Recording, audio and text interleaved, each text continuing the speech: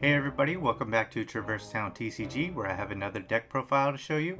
The deck we're going to be looking at this time around is an Olympus Coliseum or Hercules themed deck based off the movie and not so much the character himself, as you will see. This is a jack of all trades, meaning I can win by reducing my opponent's heart points to 0, or I can win by totaling 13 or more world card levels. I would say that the strategy of the deck, however, leans a little bit more toward being aggro, since there are a lot of disruptive cards and ways to deal multiple heart points of damage. As always, I will first provide the deck list, then go into a Decksplanation where I explain the cards in the deck. Then I'll suggest some cards you could consider if you decide to build a version of the deck on your own. And lastly, I'll wrap up the video by giving my final thoughts. So without further ado, let's get into the deck list. So we start off here with Flag Sora as our player card. 3 Valor Form. 3 Megara. 3 Phil. 3 Goofy, level 1. 3 Pegasus. 1 Hercules level 3 from Light and Darkness. And 2 Hercules level 3 from Break of Dawn. 3 Goofy level 3 from Break of Dawn. 3 Orin.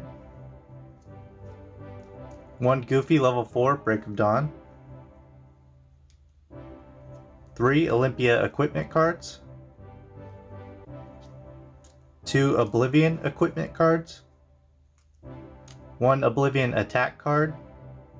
And 1 Ultima Weapon attack card. 3 Barrel Spider. 1 Creeper Plant. 1 Cerberus. 2 Hydra. 2 Olympus Coliseum level 1. 3 Olympus Coliseum level 2. 3 Olympus Coliseum level 3, and 1 event promo card. There are a total of 49 cards in the deck that mostly consist of characters from Hercules, but there are a few other cards that will help me go the distance, such as Goofy and Orin. This deck can be built by using cards that were printed in the English sets for those of you who prefer to use English only. I use a mixture of both English and Japanese cards because sometimes it's easier and or cheaper to find cards in Japanese. Now I'll be going over how the deck works by explaining the cards on my list. Flag Sora is a level 2 promo card with 5 HP, 5 attack value, and 1 magic value. These stats may seem a bit mediocre, but his effect is really great for a deck like this because if I am challenged by my opponent, I get an additional 4 attack value. This will make my opponent want to think twice before deciding to challenge me because 9 attack value from my player card is threatening since this deck is always capable of winning any challenge. As I already explained, the main strategy of the deck is to aggro my opponent's heart points to 0, so in order to do that I have several cards that allow me to deal additional damage. Getting Valor Form in play as early as possible is essential so that whenever I win a challenge my opponent loses 2 heart points instead of 1. Of course I'll need to discard a Goofy in play, as well as a card from my hand in order to form change, so I run a high card count of Goofies in order to make sure he's in my friend area to discard. If I'm able to get Goofy level 4 in play, his come into play effect actually lets me search out a Valor Form from my deck, so he's a really good card. Another way that I'm able to deal additional heart point damage to my opponent is with the event promo card where both players lose 1 HP. While you lose a heart point as well, this is a card that can potentially win you some games if played correctly. Lastly, I have Barrel Spider to further whittle away at my opponent's HP. This Dark Heartless says that my opponent loses a heart point if they do not deal at least 1 magic damage during their action phase. Barrel Spider pairs well with Phil, who, when in my friend area, denies both players from playing any magic cards. I don't play any magic in this deck, so Phil is a great way to disrupt opposing decks who may rely on magic without having any negative effects on me in the process. Cerberus is another disruptive card that discards cloud cards in play, and it also cannot be battled unless my opponent uses at least 3 friend cards.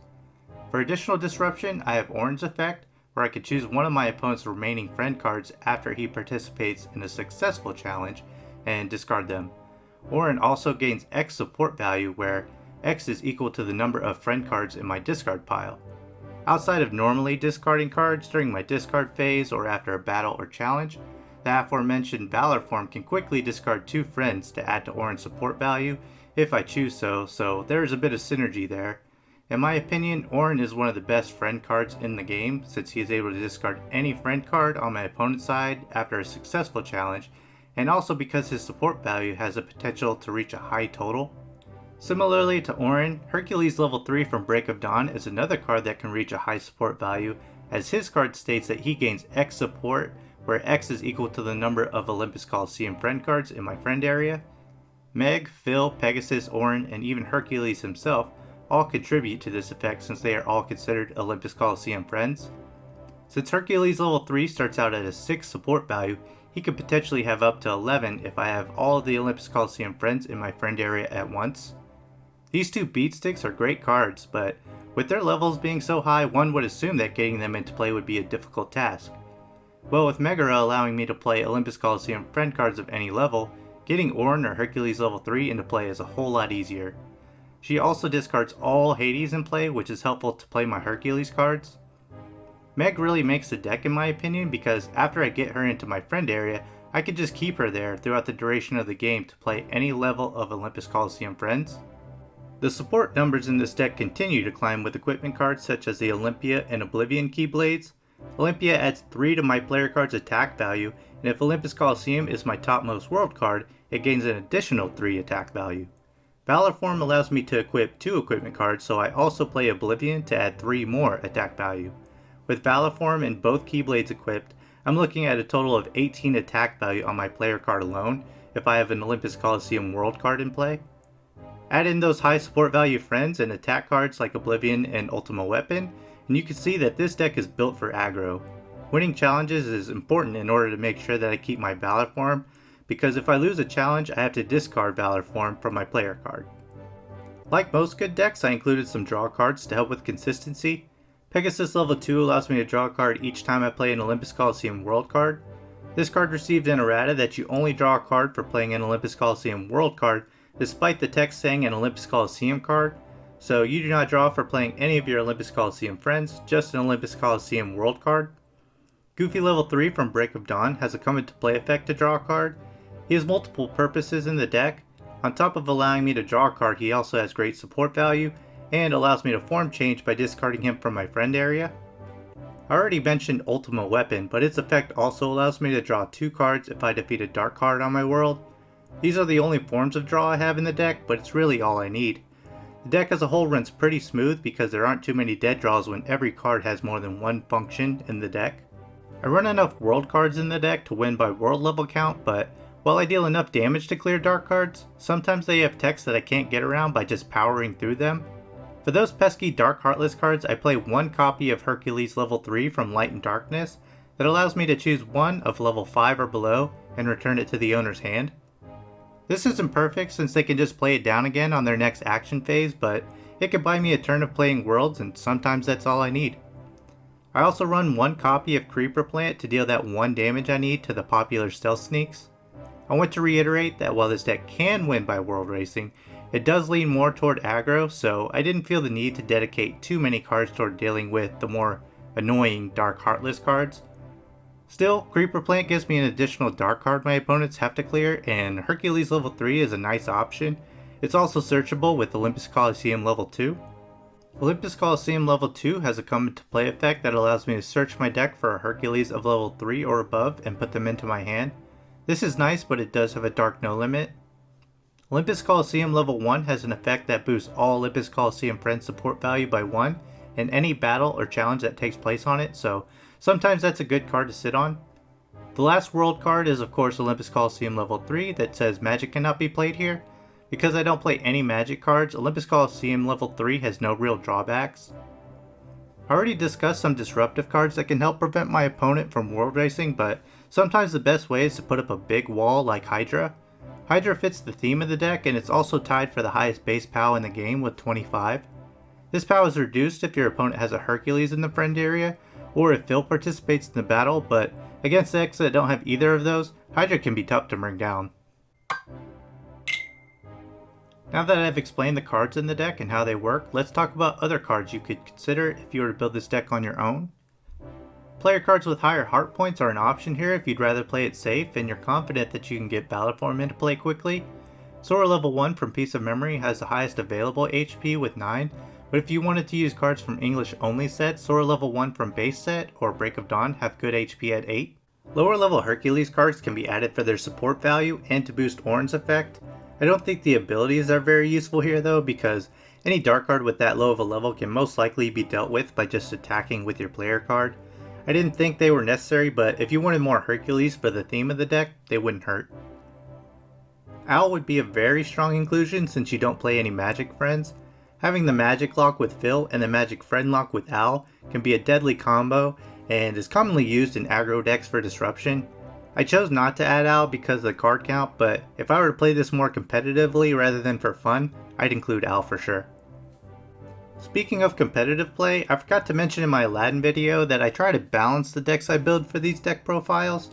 That's not to say that I don't include the good stuffs like Sephiroth, the King, Sid, Chippendale, etc. from time to time, but if I feel like a deck has a strong focus that could be competitive without those cards, I try to hold off on using them and save them for the decks that need them in order to keep up with my stronger decks. I will include these in my deck profiles as cards to consider from now on, but keep in mind that a lot of these cards are more difficult to acquire. So with that being said, all of the player light staples would be great additions along with Owl because they're very strong cards. If you want to play this deck to its fullest potential, be sure to add those. So there you have it, those are all the cards I could think of that are worthy of consideration for the deck. This deck runs great for me, but as always, playstyles dictate how the decks are built. Now for my final thoughts. As I said in my Aladdin deck profile, I believe Hercules is top 2 in terms of English only decks with a Disney theme. I really enjoy playing this deck because of how aggressive it can be by constantly putting up big numbers to win challenges. Aggro decks in general feel like they are more engaging, and I really like how the Olympus Coliseum cards are tailored more for this style of play. This deck is not quite as consistent as Aladdin, but it has been fairly consistent for me. There are some games where you can have dead hands for a few turns and struggle to get out Valor Form quickly, but it's always capable of coming back to win games because it's such a strong deck. It's also nice that the deck is able to win by world card level since I play enough, so when things aren't going my way on the aggro side, sometimes I can pull off an unexpected win by accumulating enough world card levels. There are so many great cards that make up the deck, but if I had to choose a handful that really define it, I'd go with Megara, Phil, Orin, and of course Valor Form. Megara is essential for any Olympus Coliseum deck because she is the best level manipulation in the game when played with Olympus Coliseum friends. Phil is a universally great card for aggro decks because it takes away a major component of the game. Orin is also a universally great card, but he really shines brighter in this deck because you can get him into play quicker with Meg. The support provided by Orin coupled with his great effect also make him a must play. Valor Form is pretty self-explanatory. I haven't seen too many aggro Sora decks that don't play Valor Form because of its ability to take 2 HP instead of 1 and the various attack boosts that you get. That concludes my Hercules deck profile. I hope that you find this useful and feel free to leave me a comment with your thoughts or if you have any further questions regarding the deck. Thanks for watching and I'll catch you on the next video.